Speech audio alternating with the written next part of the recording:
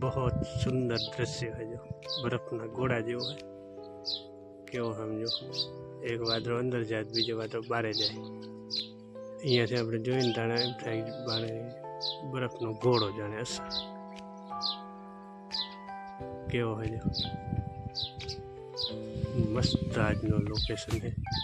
आ बाजू नहीं एवो आ बाजू आकाश कोरो है आ एक ज छे हमणां आटले हतो आमां तो भागी गयो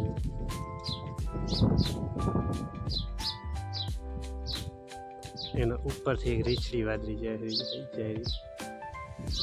थोड़ी ऊपर हाले है। अद्भुत दृश्य है हमने